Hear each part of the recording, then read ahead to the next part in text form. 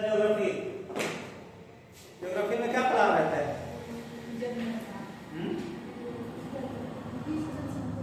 विश्व जनसंख्या, विश्व जनसंख्या में पढ़ा दिए थे, क्या क्या पढ़ाए? विश्व जनसंख्या कितना है? स्टार्ट किए थे। विश्व का जनसंख्या कितना है सर अभी? विश्व का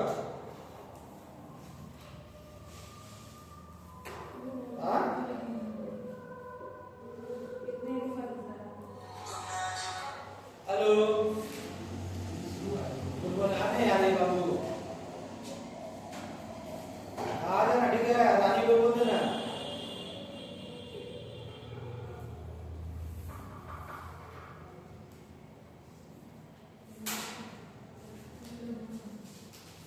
यही बताया ना यार, तब भी नहीं होता है।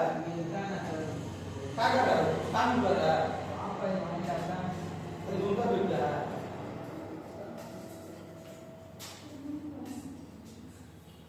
विश्व की जनसंख्या, वितरण, घनत्व एवं वृद्धि। इसमें पहला वर्ड है वितरण, ठीक है?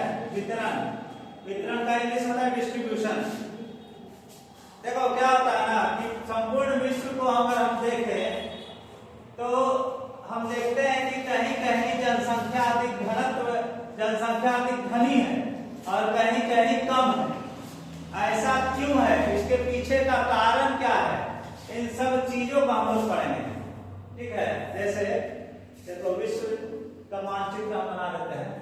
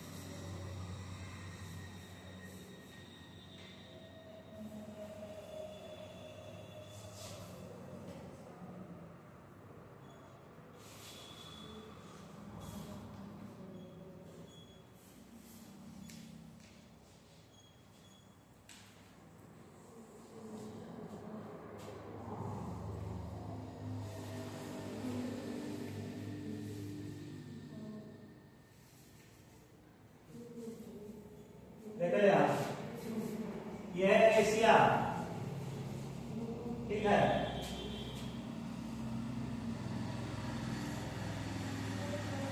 देखो इधर, एशिया, यह है यूरोप,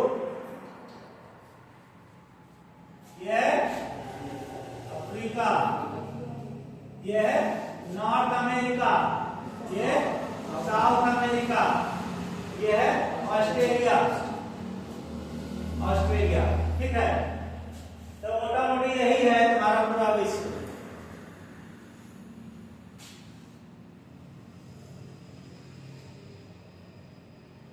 ठीक है? ये बेटा भास्कर है ये।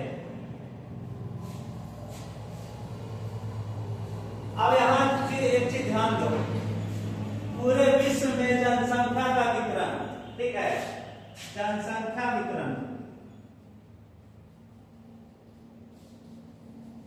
वितरण, ठीक? अब ये डिस्ट्रीब्यूशन क्या है?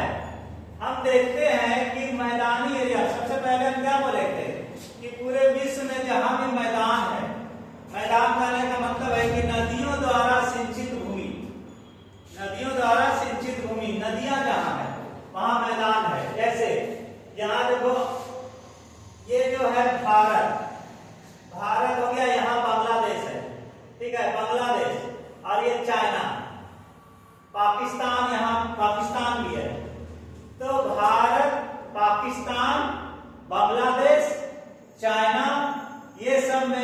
जनसंख्या बहुत ज्यादा बसावट है, बहुत ज्यादा जनसंख्या है, जनसंख्या घनत्व अधिक मिलता है, जनसंख्या जो है यहाँ अधिक है। यही अफ्रीकी कंट्री में देखो तो अफ्रीकी कंट्री में बहुत कहीं कहीं एकदम कम है जनसंख्या। क्यों? क्योंकि अफ्रीका में ज्यादातर जगहों में घने जंगल है, घने जंगल। ठीक है, यहाँ क्या है कि यहाँ भारत की स्थिति अगर हम देखें तो जो नदी है गंगा नदी, ठीक है, ये गंगा नदी है, ये ब्रह्मपुत्र नदी है, ये इधर से आकर के यहाँ मिलती है, ये गंगा है। ठीक है, ध्यान दो, इधर ब्रह्मपुत्र है, असम से घुसती है यहाँ, अरुणाचल प्रदेश से भारत में घुसती है, असम होते हुए गंगा और ब्रह्मपुत्र मिलकर के बंगाल की खाड़ी में गिरती है। और एक और नदी है जो यहाँ से निकलती है तिब्बत से, भारत होते हुए पाकिस्तान होते हुए यहाँ गिरती है, सिंधु नदी। तो ये जो नदियां जो अपने साथ लेकर आती है गाल, ठीक है, तो मैदानी एरिया बनता है, मैदानी क्षेत्र।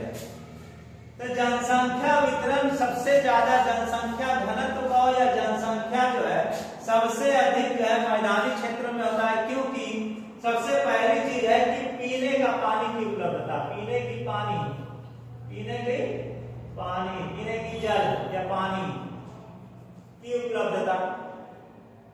ठीक है, अब नदियों द्वारा लाई गई मिट्टियां हैं जिसके कारण यहाँ उपजाऊ क्षेत्र, उपजाऊ क्षेत्र।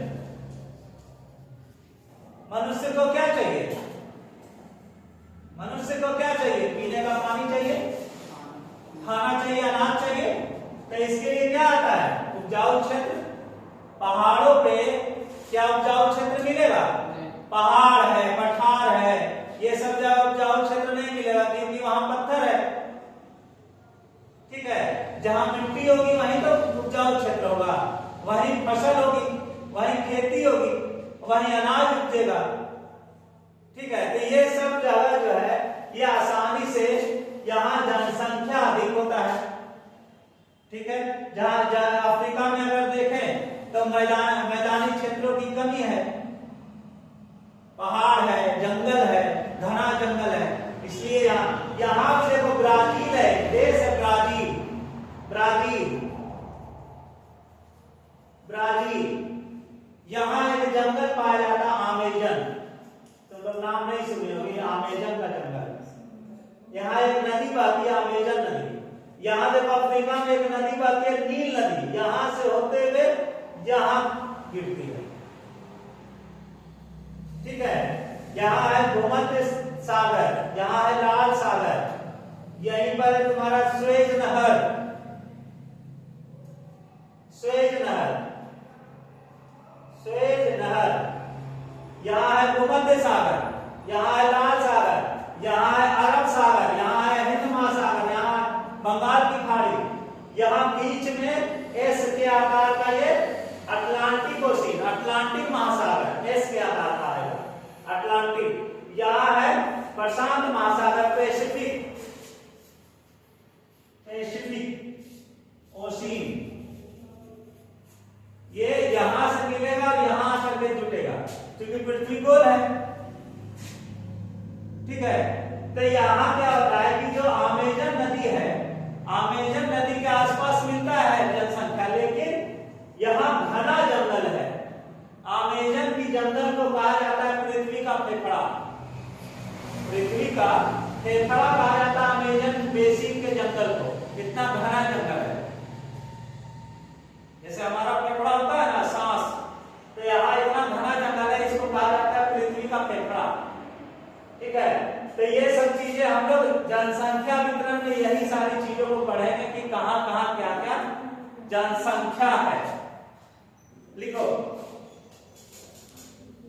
विश्व की जनसंख्या का वितरण, विश्व में जनसंख्या का वितरण, हाँ हेडिंग दो, विश्व में जनसंख्या का वितरण।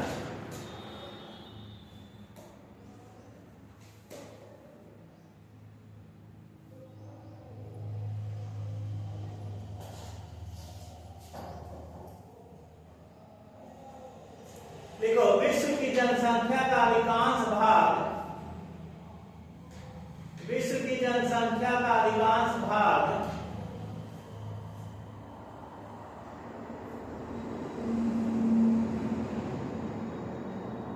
विश्व की जनसंख्या का अधिकांश भाग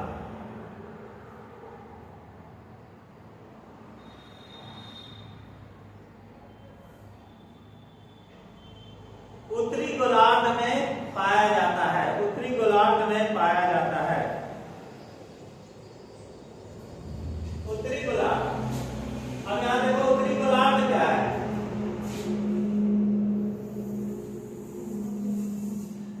ये जो बीच का है ना, ये इसको कौन सा रेखा कहते हैं? विषुवत रेखा। ठीक है, विषुवत रेखा के उत्तर में उत्तरी गोलार्ध, विषुवत रेखा के दक्षिण में दक्षिणी गोलार्ध। तो जितना भी भारत है, चीन है, पाकिस्तान है, बांग्लादेश है, यूरोप है, उत्तरी अमेरिका, सब उत्तरी गोलार्ध में है। लेकिन ऑस्ट्रेलिया है, अफ्रीका का आधा भाग है, दक्षिणी अमेरिका का नीचे का भाग है, ये सब दक्षिणी गोलार्ध में पाया जाता है। तो उत्तरी गोलार्ध में सबसे अधिक जनसंख्या पाया जाता है। ठीक है, लिखो दूसरा।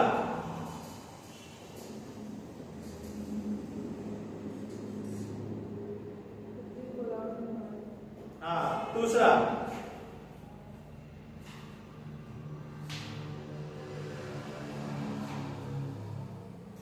देखो, एशिया, एशिया,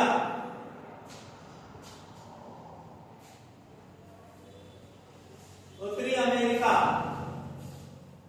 एशिया, उत्तरी अमेरिका, एशिया, उत्तरी अमेरिका, यूरोप के देशों में,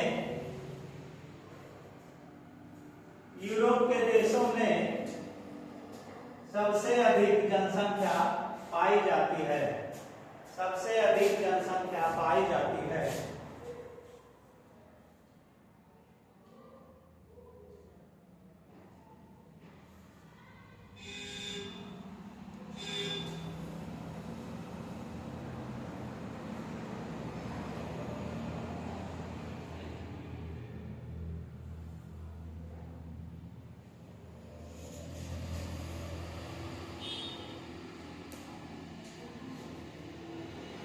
लिखो तीसरा, एशिया महादेश में, एशिया महादेश में, एशिया महादेश में विश्व का लगभग, एशिया महादेश में विश्व का लगभग 33% भूभाग है। विश्व का लगभग 33% भूभाग है। विश्व का लगभग 33% भूभाग है। विश्व का लगभग 33% भूभाग है। जबकि जबकि विश्व की लगभग 60% जनसंख्या, विश्व की लगभग 60% जनसंख्या, विश्व की लगभग 60% जनसंख्या यहां निवास करती है, यहां निवास करती है।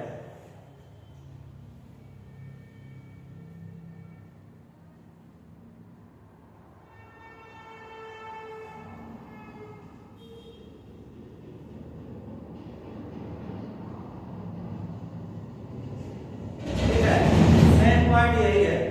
अब अगला टॉपिक है जनसंख्या घनत्व।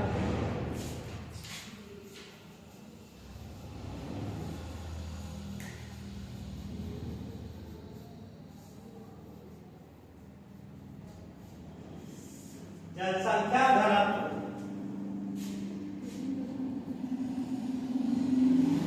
अब जनसंख्या घनत्व क्या है, किसे कहते हैं जनसंख्या घनत्व? जनसंख्या घनत्व का अर्थ होता है प्रति वर्ग किलोमीटर में, प्रति वर्ग किलोमीटर में निवास करने वाले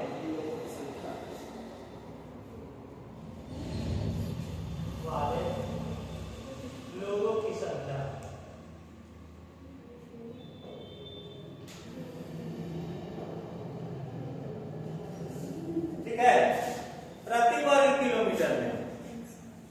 की संख्या, इसका मतलब है कि यह एक तरह से भूमि और मानव का अनुपात है। इसे निकाला जाता है जनसंख्या घनत्व बराबर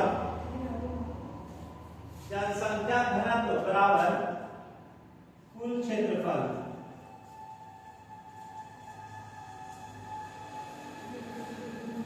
बटे कुल जनसंख्या।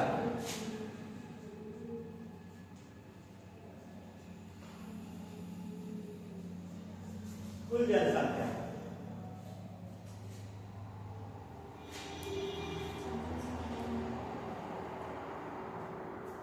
या इसको उल्टा लिखो इस तरह से, कुल जनसंख्या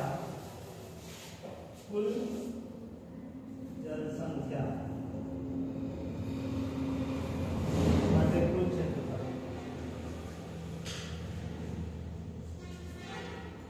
ठीक है, देखो जनसंख्या विश्व जनसंख्या घनत्व हेडिंग दो तो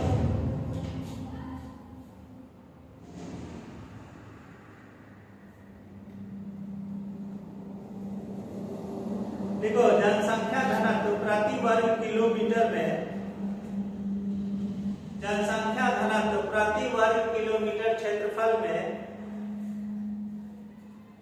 जनसंख्या घनत्व प्रति वर्ग किलोमीटर क्षेत्रफल में, प्रति वर्ग किलोमीटर क्षेत्रफल में जनसंख्या घनत्व प्रति वर्ग किलोमीटर क्षेत्रफल में निवास करने वाले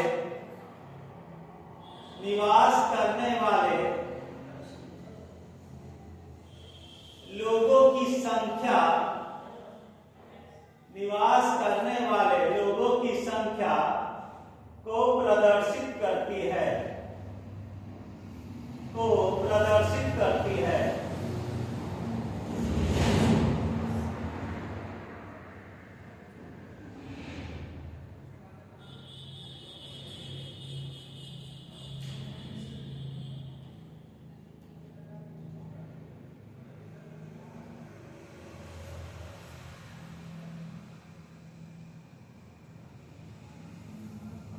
अर्थात यह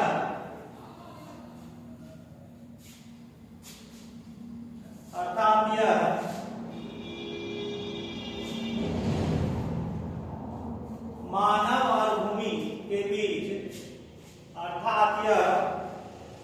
मानव और भूमि के बीच के अनुपात, मानव और भूमि के बीच के अनुपात को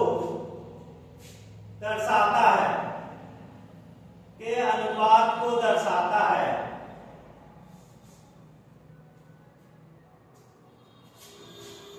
नीचे लिखो जनसंख्या घनत्व बराबर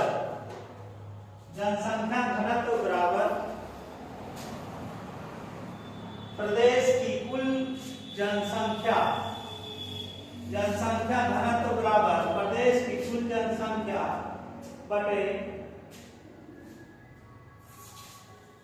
प्रदेश की कुल जनसंख्या बटे प्रदेश का कुल क्षेत्रफल,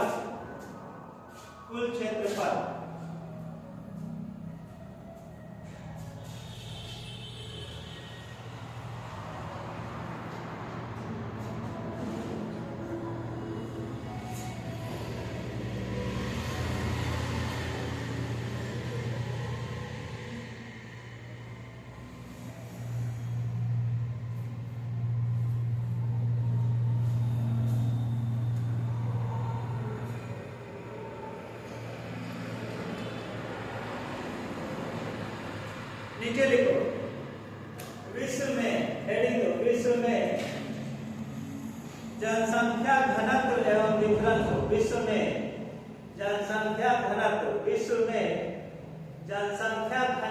एवं वितरण को प्रभावित करने वाले, विश्व में जनसंख्या घनत्व एवं वितरण को प्रभावित करने वाले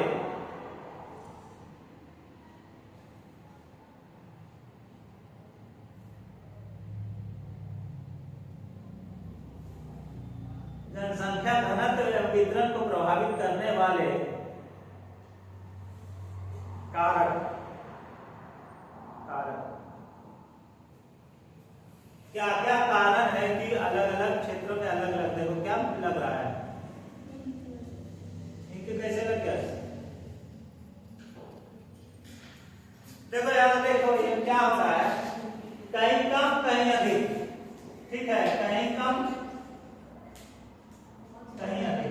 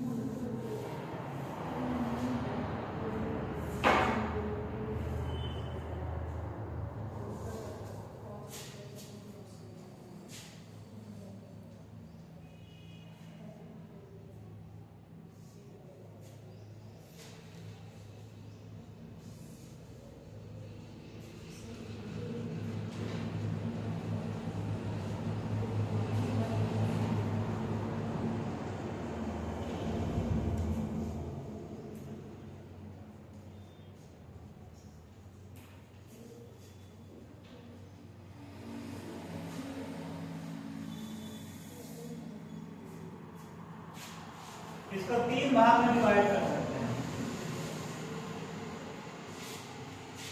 पहला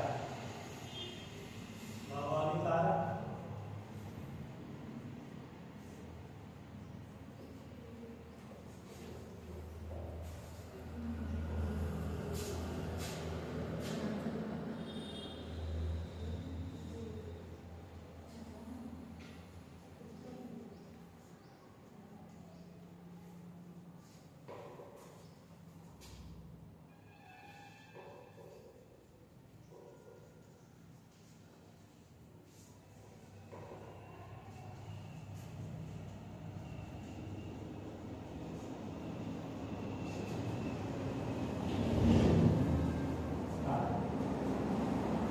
ठीक है।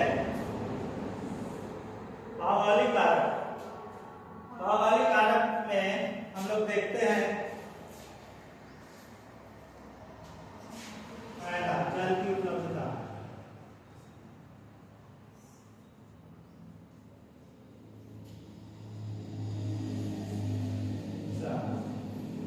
जलवायु,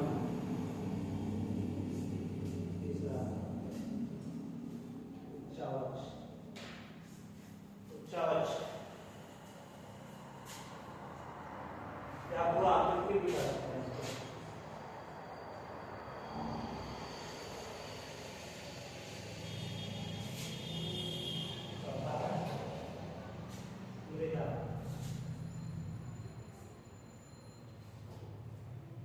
आर्थिक कारक में पहला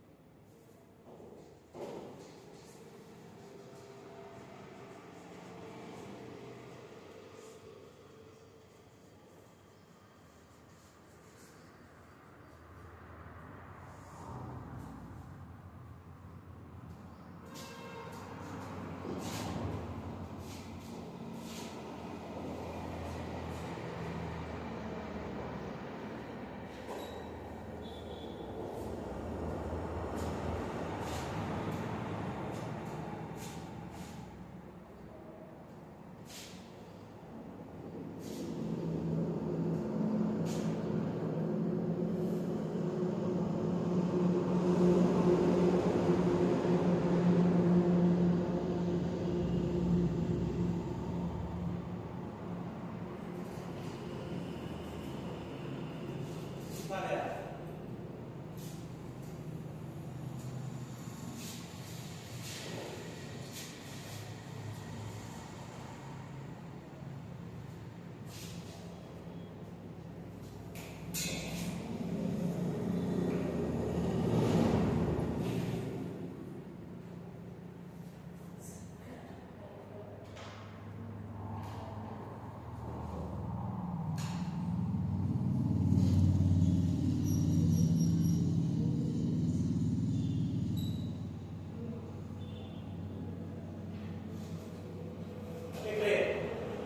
देखो हम अभी डिस्कस करेंगे पहले, उसके बाद दिखाएंगे, ठीक है।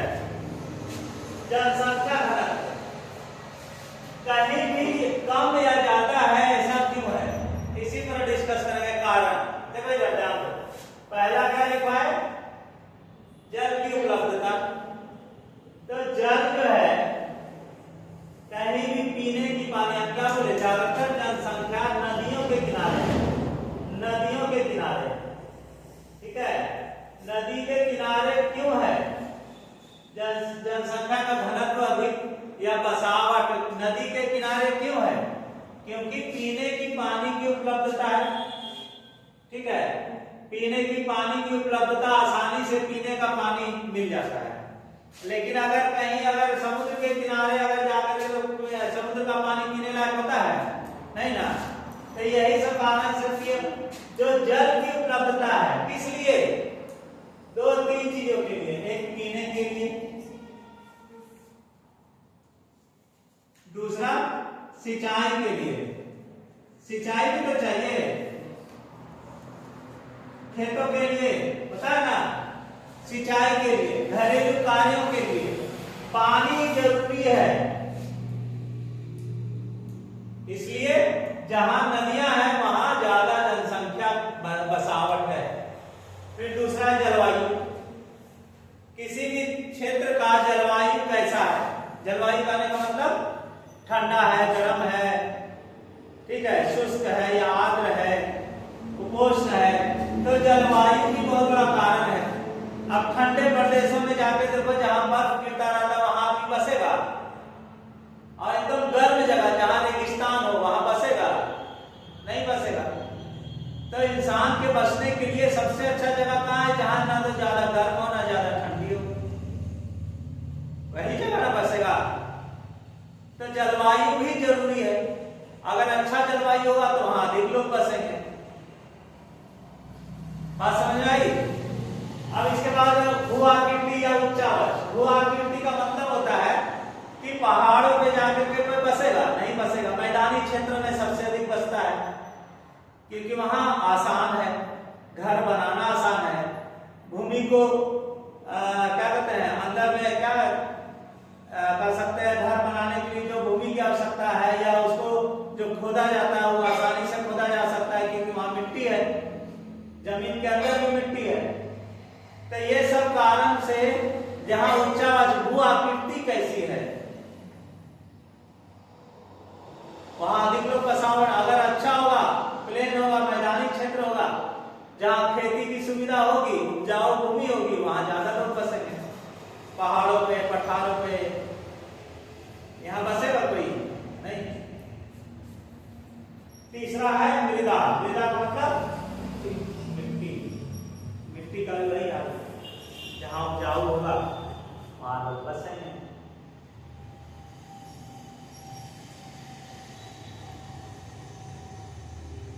यहां तक कोई दिक्कत तो लोग। अब इसके बाद यहां आर्थिक कारण, पहला नगरीकरण, अर्बनाइजेशन। अर्बनाइजेशन का मतलब होता है जहां नगर बसे, नगर में बसे हुए लोगों की संख्या अधिक होगी। ग्रामीण क्षेत्रों से लोग, आसपास के लोग वहां जाकर के बसेंगे, नगरों में बसेंगे। क्यों बसेंगे? क्योंकि वहां अच्छा शिक्षा है, अच्छा स्वास्थ्य है। क्यों बसेगा? क्योंकि बड़े बड़े शहरों में बड़े बड़े हॉस्पिटल हैं, बड़े बड़े कॉलेज है, बड़े बड़े यूनिवर्सिटी है, पढ़ने का साधन है, स्वास्थ्य का साधन है। इसलिए वहां ज्यादा घना लोग बसेगा। आसपास के गांवों से लोग जाकर के उस जगह को जाकर के बसेगा। लोग पढ़ने के लिए जाएगा, कोई बीमारी का इलाज के लिए जाएगा, कोई जॉब के लिए जाएगा शहर में, तो नगरीकरण जहां होगा वहां जनसंख्या अधिक होगी कि नहीं होगी? अब तुम्हारा जो यहाँ जो एरिया है सिलौंजा लोधीपुर, यहाँ ज्यादा बसावट है कि गया टाउन में ज्यादा बसावट है? गया में जाके देखो एकदम छोटा छोटा गली में मकान बनाए गए, 4 तल्ला 5 तल्ला, पता है ना? ऐसा पतला पतला गली है, साइकिल भी ले जाना मुश्किल है। उस गली में जाकर के 4 तल्ला 5 तल्ला बनाए गए। घनत्व तो अधिक होगा नगरीकरण। दूसरा है औद्योगिकरण, इंडस्ट्रियलाइजेशन। इंडस्ट्री जहां होगा, उद्योग जहां होगा, वहां लोग बसेंगे। बड़े बड़े फैक्ट्री जहां होगा, क्यों होगा? क्यों लोग बसेंगे? क्योंकि वहां क्या है? जॉब है। क्या है? जॉब है। नौकरी के लिए लोग बसेंगे, होगा ना? फिर तीसरा क्या है? खनिजों की उपलब्धता। झारखंड में, छत्तीसगढ़ में जाके देखो जनसंख्या अधिक होगी, क्योंकि वहां खनिज है, वहां खनन से निकाला जाता है, वहां काम मिलता है, रोजगार मिलता है, खनिज उपलब्ध है, लोग जाके बसते हैं। यहां तक कोई दिक्कत? इसके बाद देखो सामाजिक कारक। देखो सामाजिक और राजनीतिक कारक में सबसे इंपॉर्टेंट चीज है, जहां समाज अच्छा होगा, जहां लोग अच्छे होंगे, वहां तो समाज अच्छा होगा, तो फिर वहां लोग ज्यादा बसने का प्रयास करेंगे। तो देखना एक चीज कि कॉलोनी अभी बसाया जाता है, जैसे कोई खाली प्लॉट है उस पर कॉलोनी जैसा प्लॉटिंग करके बेच रहा है, लोग खरीद लेते हैं। ठीक है, कॉलोनी का मतलब होता है कि सोसाइटी। देखिए सोसाइटी समझ में आता है? जैसे बहुत बड़ा प्लॉट है, ठीक है, बहुत बड़ा एरिया प्लॉट है, यहाँ क्या करेगा कि बिल्डिंग बना देगा, यहाँ तालाब बना, पार्क बना देगा, यहाँ मंदिर बना देगा और जमीन बेचेगा। यहाँ कहेगा देखो यहाँ ये चीज है, लोग जल्दी जल्दी खरीदता है। और दूसरी चीज है राजनीतिक परिस्थिति। राजनीतिक परिस्थिति मतलब जहाँ दंगा ना हो, जहाँ शांत माहौल रहे, वहां लोग बसते हैं। कभी कभी क्या होता है कि जहां हमेशा दंगा होता रहता है, वहां से लोग हट जाते हैं। दंगा मतलब क्या? धार्मिक वैमनस्य, हिंदू मुस्लिम में लड़ाई, तो वहां से भी लोग सोचते हैं छोड़ो यहाँ अशांति है, चलो दूसरी जगह जाके बसते हैं। इस कारण से भी लोग बसते हैं, वहां से हट जाते हैं। ठीक है, तो यहाँ तक कोई दिक्कत? बस इसी को लिखना, लिखवा दें।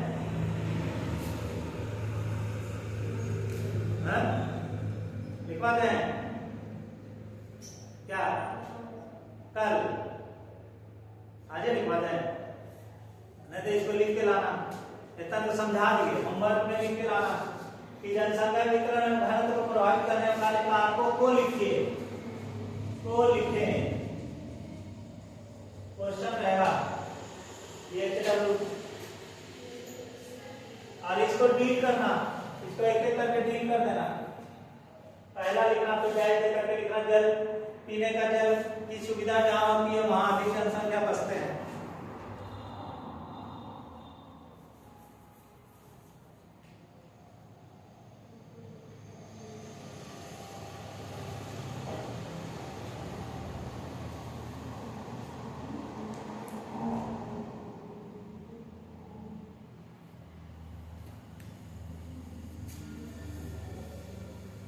ठीक है, क्वेश्चन लिख लो। विश्व जनसंख्या, विश्व में जनसंख्या घनत्व वितरण को प्रभावित करने वाले कारकों को लिखें। विश्व में, यहाँ लिख दो विश्व